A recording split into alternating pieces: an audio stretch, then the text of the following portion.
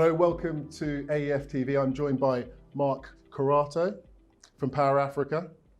Welcome. Thank you. I heard you speak on day one. I was very excited by what you had to say. So again, I'm very excited about hearing what you have to say now as well. And how have you been enjoying the conference? It's been great so far. No, I think getting back and together with people. First time I made a joke on the stage that I know I haven't met you if I don't know if you're short or tall. Which is kind of like crazy to think for 2 years we've been doing this out of our own homes and of course, virtual and so Zoom, forth. But it's been great. Yeah. Good discussions. Really, the one on transmission a second ago was good. Even they get a little bit heated at times, which is great. Not heated in a bad way, but people different ideas, and I think putting the ideas forward to see what we can do is critical. We all know the challenge, so. Yeah, absolutely. It feels like there's a sort of genuine kind of enthusiasm kind of right now to make that kind of change. Yeah. I think COP in particular was amazing because I think a couple things happened with COP, right? First of all, the existential nature of what we have to deal with, and this sector being so critical to success or failure is there. Two, the amount of money people throw about, even if it's just the idea of 130 trillion out there is big enough to get people excited. Yeah. Three, I think. We always say, I said before too, we used to say we're following the market, but I think we're trying to accelerate it, taking the market signals, making them go faster. But the market is clearly showing where it wants to be. So climate finance is going to push this sector tremendously because you just can't see that kind of money and not figure out a way to make it work productively. So of course. Okay, so I've got some questions for you. The first one is Power Africa is focused on providing access to clean, reliable energy. How do you connect the 580 million people living in sub-Saharan Africa who lack that electricity and combat climate change at the same time? Yeah. No, I think the whole notion that they're different, that they're binary is completely false. I mean, so the simple answer is we have to do both. I mean, to some extent, whether you go from the position of what's the mandate, we're here to get that 580 million breach down, and we have to do it in a renewable way because we just create a much larger problem if we don't. So we all know the statistics: 3% Africa only emits, with some notable exceptions. There's some true climate change issues with diesel gensets and coal and so forth in a few areas.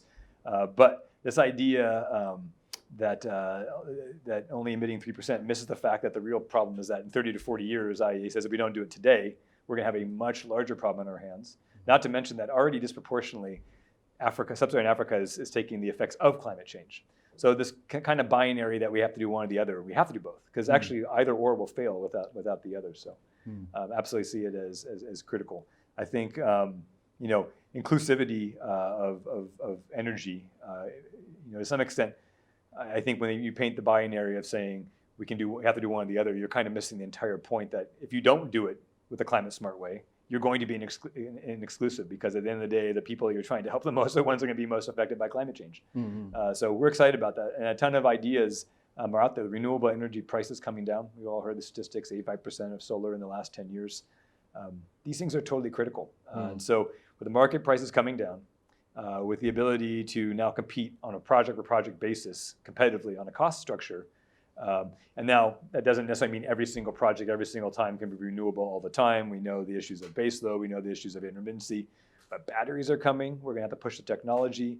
So much is gonna happen that pretty soon it's going to be the only smart play. If you're a little more cynical, you could also say that basically the way the finance is going is that there's not gonna be any other plays anyway. No one's gonna finance coal. The Chinese said they're not going to. So coal is coming to the end of its useful life. Now that'll have to be a phasing approach, probably on some level just due to logistics, but certainly I think the finance community has spoken saying here's where we think it's going. And I think all fossil fuels are on a glide path down. Now there's questions about mixes and so on and so forth, but renewables pretty soon are going to be the only play in town. Over a number of years, which is fantastic. So I think you look at climate change and these solutions are usually quicker. They may be more manageable in size. Things like distributed renewable energy, this whole new idea of thinking about, we used to think about mini grids or solar home systems or the grid. And we, in fact, a panel earlier today, we talked about the kind of, again, total binary nature of that. In fact, the fact that we even say on and off grid kind of bemoans the fact that there should be power. Yeah, right? Absolutely. And it needs to be mixed in both the way we do it, the way we develop it. But distributed renewable energy, the idea that you can go and take maybe a whole new utility structure, a whole new physical infrastructure with a solar-based renewable grid and get 100,000 people. Not talking the 10 or 20 or 100 or even the 1,000 before in the mini grids, though I think a proliferation of those models is needed as well. Plus, we're going to continue to work on solar home systems because they're absolutely needed in some areas. And you need industrial power in other spots, and that should be renewable as well. Talked about transmission lines the last half hour to figure out where and that bottleneck happens. All of that could be renewable backed. So pretty excited about hitting both goals at the same time. Okay, excellent. And it seems like there's a strong degree of kind of optimism kind of surrounding it because of the fact that it's market driven. Yeah. Yeah.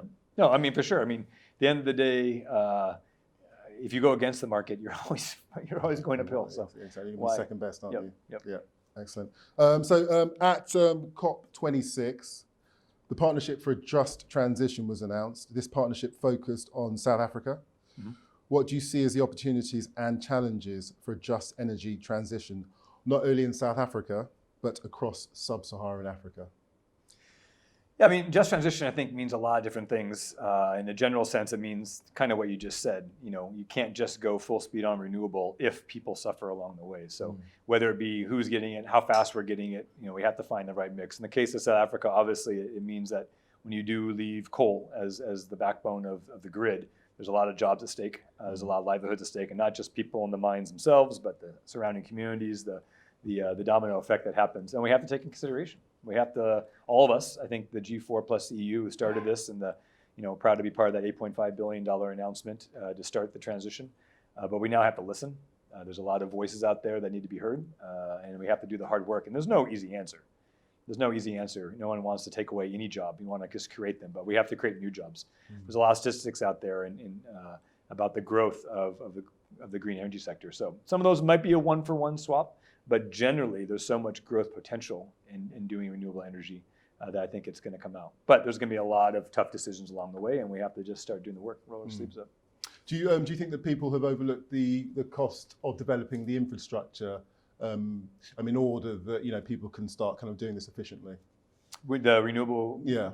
With renewable energy. No, I mean, I think if it's profitable and you can find the good models to do it, there's a lot of people who. I mean, there's a lot. Again, we heard from Ali the other day, the $130 trillion waiting to find a home. Yeah, right? yeah. There's a lot of people who now have an imperative, a social imperative from their investor base to say, you need to move this money and you need to do some good with it, and that's great. The economic, social, governance standards that are coming up. We're very focused as well on gender equality and inclusivity and how not only the end users of the energy, but who is driving the decisions. Yeah. All these different ideas, getting all these voices in there, I think there's going to be a ton of projects to do. And then one of the numbers I heard alone is, to replace the coal in South Africa, we're looking at 60 to 70 gigs of renewable energy. And the pipeline's going to be huge. But I think there's an appetite. $130 trillion goes a long way. Absolutely.